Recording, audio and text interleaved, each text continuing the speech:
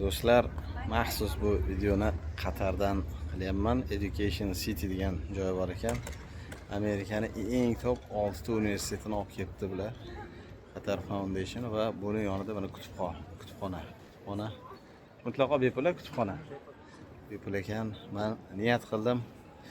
Sizlarga ham tavsiya qilaman. Farzandlaringizni zo'r o'qitinglar. Bolalaringlar yaxshi tilni o'rganib, grant yutib mana shu yerda o'qisa bo'ladi. O'zim kichkina o'g'lim o'qisa mana shu yerda o'qisin degan fikr yana menda qat'iy shakllandi. Toshkent viloyatidan Abbos Mirabbos. Necha kirdingiz? 18 ga. Aytib bering, qayerda o'qiyapsiz? Qatardagi Carnegie Mellon universitetida biznes administratsiya sohasida. Necha pul to'laysiz? Kontrakt to'laysizmi? Umuman kontrakt olaman. 320 ming Qatar hukumati to'lab beradi. 320 ming nima? Dollarmi? Dollar. 4 yil o'qishingizga 320 ming. U qanaqa erishdingiz bunaqa yutuqqa? Nima? Erishgan universitetga topshirganda shu SAT shunaqa IELTS topshirib, shu hamma qolgan o'zbek applikantlar kabi portfolioga ishlab, harakat qilsa shu hammasi bo'ladi. Necha kirdingiz? 18 ga. 18. Adingiz vazirmi, hokimmi, kim Yo'q, bor? adam oddiy o'qituvchi, oyim oddiy hamshira, shu oddiy oiladanman. Oddiy o'qituvchi, oddiy hamshirani farzandi kirib o'qiy oladimi shu yerda? Albatta o'qiydi. Nima qilish kerak uning uchun? Harakat qilish kerak, o'qish kerak, doimiy intilish kerak, hech qachon to'xtab qolmaslik kerak. Katta pul, ilmingizga qancha pul sarflaganlar ota-onangiz? IELTS'ingizga ham? O'qishimga umuman pul sarflashmagan, hammasini o'zim self study qilib, ya'ni shu hammasi imtihonlarga ham o'zim tayyorlanib, shu universitetlarga topshirishda shu o'zim hujjatlar o'rganib, internetlardan o'rganib, tekin manbalardan o'rganib topshirganman. Ingliz tilingizga necha pul sarflagansiz? Ingliz tilimga ham umuman sarflamagan shu. O'zim internet tekinki, shu internetda Shunaqa qilsa bo'ladimi?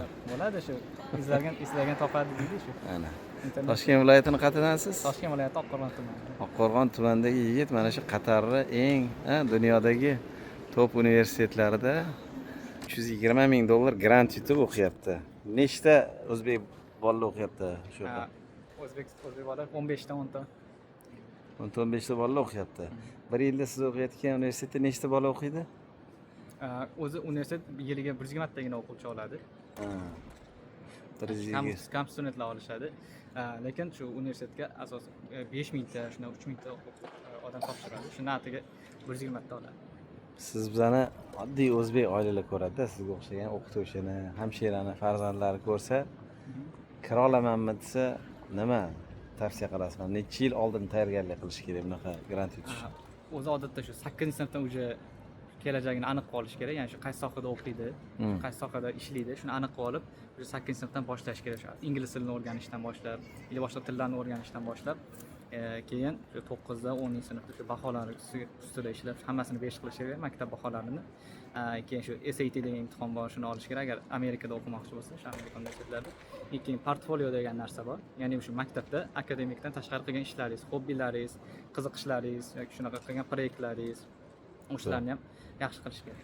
Bu yerda bitirsangiz ish topish qiyin emasmi? Necha pullik ish taklif qilishadi bitirsangiz? O'zi bu universitetimizda career development degan ofis bor, ya'ni shu ishga joylab qo'yadi, shu ish har xil ishni variantlar berib, shu ish joylashga ham yordam beradi.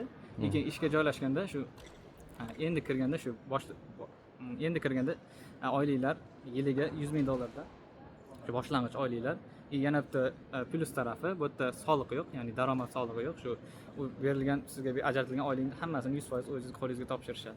Siz demak bitirganingizdan keyin bemalol 100 ming dollar topa olasiz. Xudo xolasa, agar shu yaxshi baholar bilan o'qib, shu o'zimni liderligimni ko'rsatib, shu davom etaversam, shu bemalol. Talabalik paytda ham ishlash ruxsat bormi? Necha pul topsa bo'ladi degan savol bo'ladi. Ota-ona ya'ni har oy pul jo'natadimi? Siz ota-onangiz pul jo'natib turadilarmi sizga yo aksincha men ularga pul jo'nataman, chunki bizda universitetimizda shu kampusning ichida har xil ish joylari bor. Shu studentlarga moslashgan ishlar shu o'rtacha soatiga 10-15 dollar topishadi. Haftasiga maksimum 20 soat. Bu oyda shunda 1200 dollar. Shuna to'g'ri keladi. Shu keyin shu grant ajratilgan deyapman. Shu grantlar studentlarning hamma xarajatlarini qoplab beradi. Agar bunaqa ishlaydigan bo'lsa, u yana ularga qo'shimcha daromaddir. Bunaqa bemalol uydagilarga ham pul chiqadi. Ana azizlar, nima uchun o'zimiz o'qishimiz kerak, nima uchun farzandlarni o'qitish kerak? Men ishonaman, Xudo xolasa mana oddiy o'qituvchini, oddiy hamshirani farzandi Xudo xolasa O'zbekistonni faxri bo'ladigan katta loyihalarga rahbar bo'lishadi. Hali shu videolarni o'tib kelib eslaymiz. Baraka toping. Menga siz yaxshi motivatsiya berdingiz. Xudo xolasa niyat qildim, o'zim farzandimni zo'r o'qitaman, jo'nataman. Sizlar ham amin deylar, farzandinglar Dunyoning eng zo'r universitetlarida mana shu kabizga o'xshab o'qisin, qaranglar mana. Eng zo'r kutubxonalar, eng zo'r sharoitlar, ajoyib nuqta o'zlari ham butun boshli kutubxonalar. Juda nuqta yurman, hammasi kutubxonalar ekan, hammasi. Men juda havas qildim.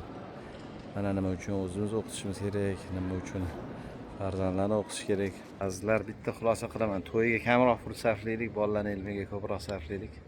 Butun umr Xudo xolasa hali mana shu uyda kimga bitta bo'lsa ham insonga ta'sir qilsa, to'yi xarajatini minimalni 0 qilinglar, bolalarning ilmiga tikinglar. Hali butun umr rahmat deysizlar. Sog' bo'linglar, salomat bo'linglar. Izohlarda fikringlarni yozinglar.